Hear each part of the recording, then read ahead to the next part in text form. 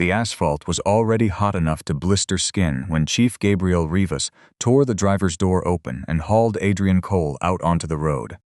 Adrian's knee hit the ground first.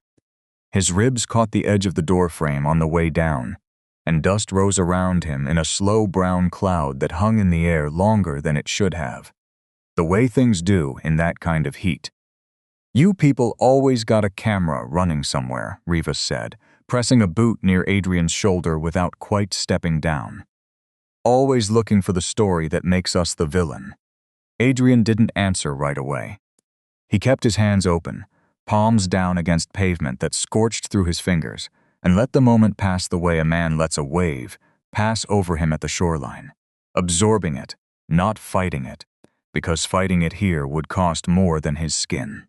He had spent 8 months building a cover identity as an independent researcher, documenting checkpoint delays and commercial traffic patterns along this stretch of the Texas border.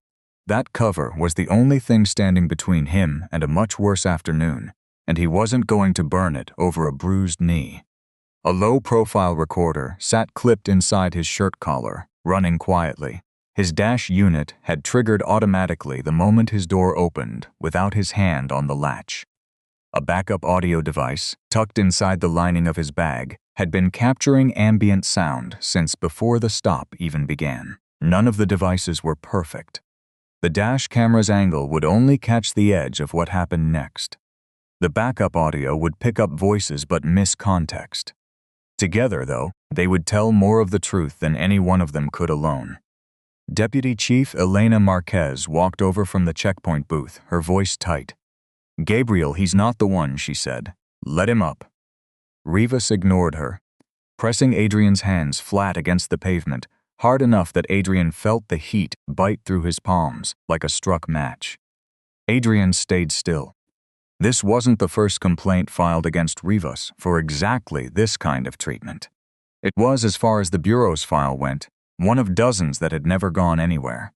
What Adrian needed wasn't a reaction. He needed proof that this was routine.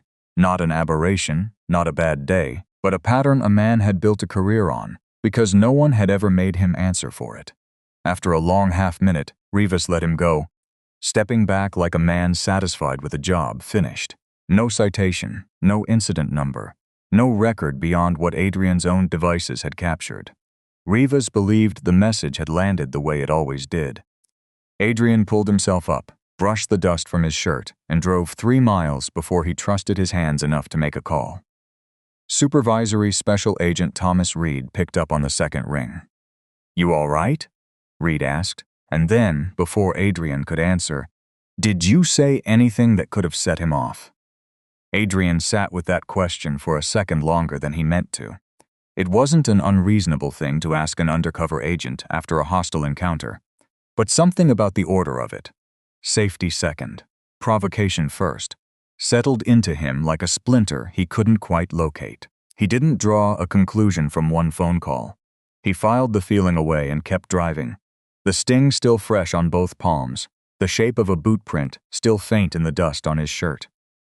2 days later, an unmarked message reached his secure phone, asking him to meet a man named Miguel Santos at an address with no name attached to it, just a set of directions to a shuttered church on the edge of town. The building still smelled like old wood and dust when Adrian stepped inside. Miguel Santos was sitting in the third pew, hands folded, a small USB drive resting on the wood beside him like something he'd been afraid to hold too long. "I used to process the drop schedules," Miguel said, without introducing himself first. 14 years, maybe closer to 18, this thing's been running. I helped it run for some of them." Adrian sat 2 pews back, giving him room. Miguel explained it the way a man explains something he's rehearsed alone at night for years. Migrant families paying to avoid detention they didn't legally face. Commercial drivers paying to avoid delays that would cost them their routes. People with temporary visas paying because they couldn't risk any encounter with a paper trail. Small business owners, families crossing for medical care, people whose relatives back home depended on money that a roadside stop could swallow whole. "It's not always the same threat," Miguel said. Sometimes it's a vehicle they say they're going to seize and never give back. Sometimes it's a phone call to immigration that never has to actually happen, because the fear of it is enough. Sometimes it's a dog that alerts on nothing, and suddenly there's a narcotics stop that takes 4 hours and costs a man his delivery contract, whether or not they find anything at all. The amounts weren't uniform. Some paid a few $100s. Commercial operators paid thousands, sometimes more, depending on what they were hauling and how badly they needed to keep moving. The cash moved through officers first, then through brokers, through a handful of local businesses that laundered it into invoices, and eventually into campaign accounts and, Miguel believed, into hands connected across the border that nobody in the department wanted to name out loud. Rivas runs the stops, Miguel said. Elena carries messages, moves schedules, buries the paperwork when she has to. Mayor Medina gets his cut through consulting fees that don't mean anything. District Attorney Reyes makes complaints disappear before they're ever assigned a case number. He paused. And somebody in your building tips them off whenever federal people start asking questions. I don't have a name. I have a voice. He slid the USB drive across the pew. 11 recordings, he said. Drop schedules. Photos of ledger pages I could get to before someone caught me looking. Vehicle plates. Names, where I have them. One of those recordings has a voice on it giving Rivas a warning about federal scrutiny. I don't know who he is. You might. Adrian didn't promise Miguel that this would fix what 14 years had done to him, and he didn't pretend Miguel's hands were clean either. Miguel had helped move that money for years, before he'd decided he couldn't anymore. You and your family need to follow exactly what a protection team tells you from here forward, Adrian said. I can't promise you nothing happens. I can promise it gets built the right way, so it holds. Miguel nodded like a man agreeing to a decision he'd already made months earlier and was only now saying out loud. That night, in a motel room 2 counties away, Adrian made up a forensic copy of the drive, logged its hash value, sealed the original in a tamper-evident envelope, and sent an encrypted duplicate through a channel that never touched his own field office's servers. It was slow, careful work, the kind that felt almost absurdly small measured against 14 years of what Miguel had just described. But Adrian had learned long before this assignment that cases collapse in court far more often from sloppy handling than from a lack of truth. He listened to the recordings twice before he let himself react to any of them. The 9th one stopped him cold. A man's voice, calm and familiar, told Rivas that a complaint had reached federal attention and that he should keep things clean for a while. It was Thomas Reed. Adrian sat with the recorder, paused for a long time, running the sound of his own supervisor's voice back through his memory, matching cadence, matching the particular way Reed cleared his throat before he said anything he didn't want repeated. He didn't call Reed the next morning, or the morning after that. He stopped sending operational updates through the normal chain, routing routine reports through channels vague enough to mean nothing, and reached out instead through a secure bureau protocol to a public corruption agent in Houston named Laura Kim. It wasn't an easy call to make. Reed had signed off on his cover identity 8 months earlier, had vouched for him twice in meetings Adrian never sat in on. Cutting him out meant admitting, even just to himself, that trust inside his own building could no longer be assumed. Laura verified his identity through 3 separate steps before she said a single substantive word. If your own chain is compromised, she told him, everything from here runs through me, Inspection Division, and DOJ Public Integrity. Nothing goes through your field office until we know how deep this runs. Within a week, she'd built a parallel case file that Reed had no access to, brought in financial investigators to trace the campaign and consulting accounts Miguel had described, and quietly opened a sealed line to a federal judge for warrant authority that would never touch a system Reed could see. She also flagged Adrian's own file for a quiet review, not because she doubted him, but because a compromised chain meant nobody's paperwork could be trusted on faith alone anymore, including his. Weeks later, working under Laura's coordination, Adrian sat in a rented sedan across from a casino resort 2 hours north, watching Rivas walk toward a private lounge entrance, with 2 men Laura's team had already flagged as financial couriers tied to intermediaries operating across the border. A briefcase changed hands near the valet stand, catching the colored light off the casino sign for just long enough that Adrian's lens caught it clean. He logged the timing, the plates on both vehicles, the faces of both couriers, and the visible weight of the case as one man passed it to Rivas like something he'd carried before. Elena Marquez stood near the entrance the entire time, arms crossed, saying nothing. A third man approached her from the side, showing her something on his phone, a photograph, held just long enough for her to see it clearly before he pulled it away. Adrian couldn't see the image from where he sat. He didn't need to. He watched Elena's face change the way a person's face changes when the thing they're most afraid of is confirmed to still be within someone else's reach. Her son, Mateo, 12 years old, photographed somewhere she hadn't chosen. Adrian understood, watching her hands shake as she lowered them back to her sides, that whatever she'd done at that checkpoint, the weak protest, the half-hearted let him up, hadn't come from indifference. It had come from a woman doing exactly enough to live with herself while doing nowhere near enough to actually stop anything. That didn't excuse her. It explained her, and it told Adrian something he'd need later, that Elena wasn't a wall to get through, but a person waiting, without knowing it yet, for a reason strong enough to let her stop. Adrian left the lot calmly, without hurrying, the way a man leaves when he doesn't want to look like he's leaving anything behind. He made it 4 blocks before he confirmed, checking his mirror at a red light he didn't need to stop for, that a sedan he didn't recognize had turned the same direction he had, twice, without any obvious reason to. 2 vehicles picked him up half a mile down the access road. He didn't try to outrun them in a straight line. That was a fight he'd lose against local men who knew every turn on that stretch of desert. He took the rougher road instead, the one that shredded a sedan's suspension but gave a driver who knew the terrain a fighting chance. A hard hit from behind sent his rear end sliding into gravel, and he steered into it rather than against it, keeping the car upright long enough to reach a dry drainage cut too narrow for anything but a single vehicle. He abandoned the car there, moved on foot through brush that tore at his sleeves, and triggered a backup distress signal built into his bag's lining. Nothing dramatic, just a quiet pulse meant to reach exactly 1 server, at exactly 1 field office, run by exactly 1 agent who was watching for it.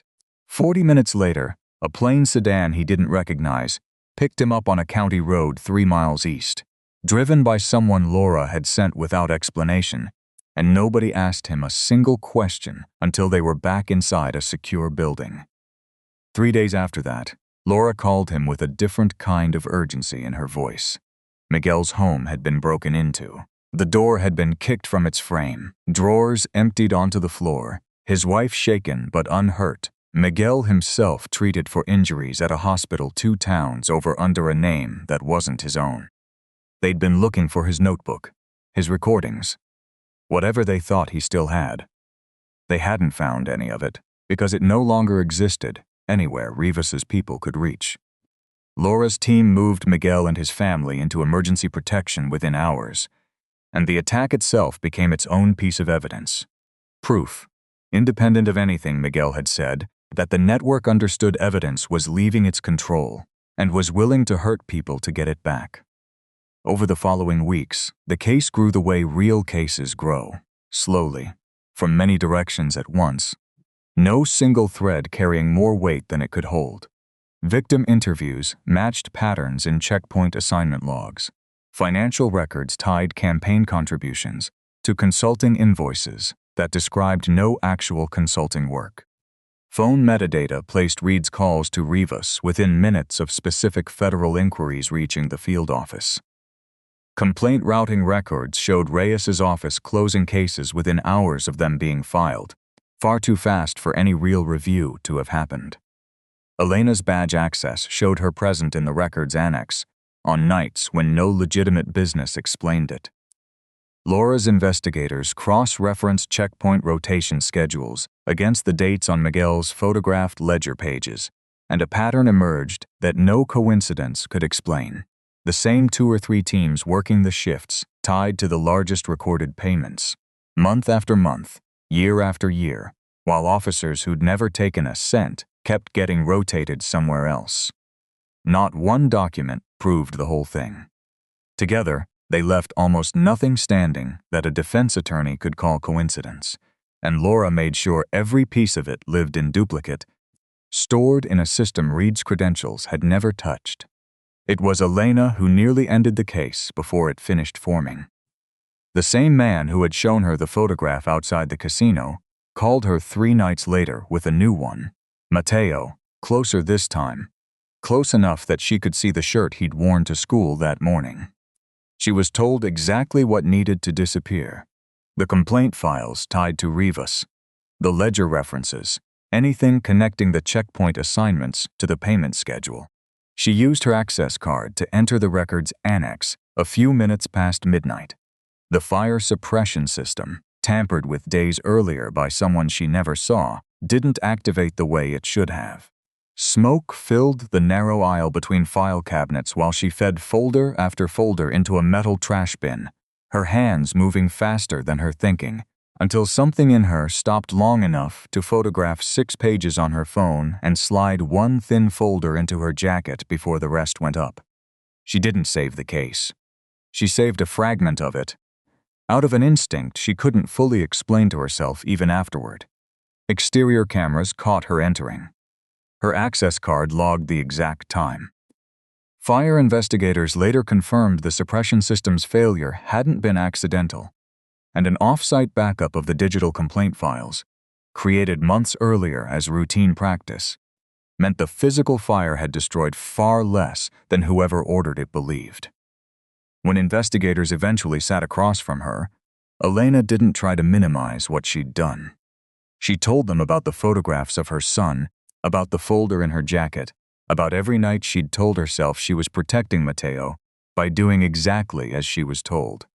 That confession, offered without much resistance, became one of the case's clearest windows into how the network kept its grip on people who might otherwise have stopped it. Thomas Reed learned, before anyone meant for him to, that Adrian was moving evidence toward a protected meeting with DOJ personnel 2 counties away. He passed part of the route to Rivas in a phone call that Laura's team had already flagged for interception, though not quickly enough to stop what came next. 2 vehicles staged a collision across the narrow 2-lane road Adrian's route required him to take, forcing him to a stop between them before he understood what was happening. Men pulled him from his car before he could reach for anything, and by the time he registered pain in his ribs, where the same spot from the checkpoint had barely finished healing, he was already face down in the bed of a truck, moving toward somewhere he didn't recognize. They took him to a warehouse with rust streaking down corrugated walls and put him in a folding chair with his wrists bound behind him. Rivas stood over him with a printed page and a pen. "Sign it," he said. "You fabricated the recordings. Santos manipulated you into it. Your whole investigation was never authorized. Sign it, and this ends." Adrian looked at the page without reading it closely enough to dignify it. "No," he said, and the word came out steadier than he expected it to, given how much of him was shaking beneath it. They poured cold water over him first, the shock of it worse in the desert cold that had settled once the sun went down. Then came a small number of controlled strikes, deliberate rather than frenzied, aimed at reopening the same bruises the checkpoint had left. Rivas leaned close enough that Adrian could smell cigarette smoke on his collar. "Every person who ever crossed me learned the same lesson," Rivas said. "Nobody's story survives long enough to matter." Adrian thought, in the gaps between the pain not of himself but of the victims Miguel had described. Families who'd paid because they had no path to refuse. Drivers who'd paid because a delay would cost them everything. A woman who'd burned her own department's files because a photograph of her son had made refusal impossible. He didn't sign because his strength came from something steadier than defiance. It came from knowing exactly what his signature would cost people who had already paid enough. He thought, too, of Elena's shaking hands outside the casino, of Miguel's splintered front door, of 11 recordings sitting safe in a place none of these men would ever find. A signature on that page wouldn't just discredit him. It would hand Rivas the one thing he needed to keep every future version of this exact night from ever becoming a case at all. He said nothing further, and eventually Rivas left him alone in the dark with 2 men watching the door. Laura's team hadn't found him through any single perfect signal. A missed check-in triggered the first alert. The covert distress beacon sewn into his bag's lining, silent since the desert chase, sent one final short burst before its battery failed. Vehicle telematics from his abandoned car showed the exact location of the staged collision. Cell site data narrowed the search radius around a cluster of towers near a warehouse district that had already appeared once before, in a financial record tracing a shell company back to one of Rivas's associates. Laura secured emergency legal authority within the hour and coordinated a federal tactical response with local agencies not connected to Reed's office. Agents announced themselves at the warehouse door before first light. Rivas tried to run through a side exit and was taken down within seconds, lawfully arrested without a shot fired. Adrian was found still upright in the folding chair, refusing to lie down until he'd confirmed with his own eyes that the 2 men guarding the door were in custody. Medical teams treated him on site before transport. Inside the warehouse, agents recovered burner phones, a second unsigned confession template meant for Miguel, notes on witness movements, and cash intended, investigators believed, to pay for exactly the kind of silence Rivas had failed to get from Adrian. With Mateo secured through a coordinated protection effort that placed him and Elena's mother in a location neither Rivas nor his associates could reach, Elena agreed to cooperate fully. She led investigators to a handwritten ledger, hidden inside a false panel in a ranch office registered to one of Rivas's relatives. Its pages held coded entries, victim initials, dates, checkpoint team assignments, payment amounts, vehicle descriptions, and a separate column investigators eventually matched to political distributions and cross-border transfers. The ledger meant little on its own.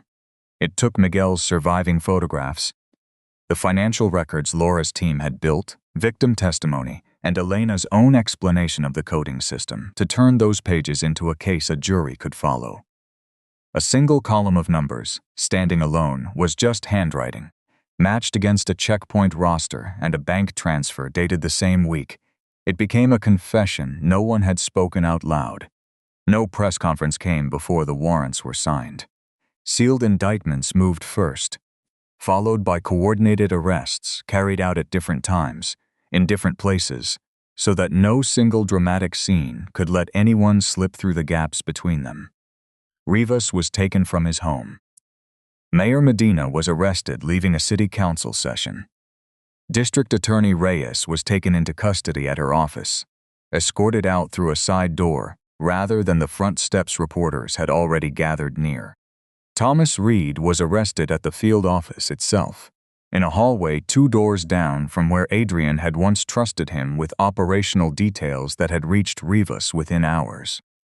Only after all of it was secured did the Bureau hold a public announcement, careful in its wording, naming what had been proven, and nothing beyond it. Adrian appeared weeks later at a federal hearing, still healing, his voice steady rather than dramatic. Recordings were played under careful legal control. The checkpoint assault, Rivas discussing payment schedules, Medina discussing his consulting arrangement, Reyes ordering a complaint buried, Reed's warning call, fragments of the warehouse audio that had survived on Adrian's backup device even after his primary recorder was taken from him. "I'm a federal agent," Adrian told the room plainly, without theater. "But this case was never mine alone. It belongs to Miguel, who kept records at real risk to himself. To Agent Kim, who built a channel this network couldn't reach. To financial investigators who followed money nobody wanted followed. And, in the end, to Elena Marquez, who made the choice to tell the truth after years of being too afraid to." At trial, Defense attorneys argued that recordings had been selectively edited, that Adrian had exceeded his authority, that Miguel wanted revenge for old grievances, that Elena had only cooperated to save herself, that the cash Rivas received represented legitimate informant funding, gone undocumented. The prosecution answered with corroboration, layered from a dozen independent sources that all told the same story from different angles. A checkpoint recording that matched a dash unit's timestamp, a dash unit that matched a witness's memory, a witness whose account matched a ledger entry nobody outside the case file had ever seen. Adrian testified last. The first recording didn't show a good officer having one bad day, he said.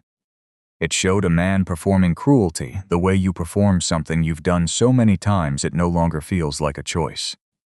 My badge didn't make what he did wrong. It only gave the evidence a path that the people who came before me never had.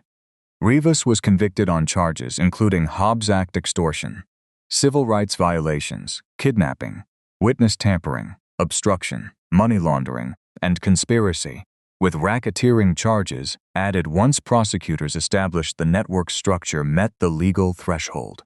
Mayor Medina faced bribery, honest services fraud, money laundering, and campaign finance charges. District Attorney Reyes was convicted of obstruction, witness retaliation, and false statements, and was later disbarred. Thomas Reed pleaded guilty to obstruction, unauthorized disclosure of protected information, and conspiracy, receiving a sentence that reflected the specific harm his warnings had caused. Every one of them a moment where a family or a driver had paid instead of a case moving forward.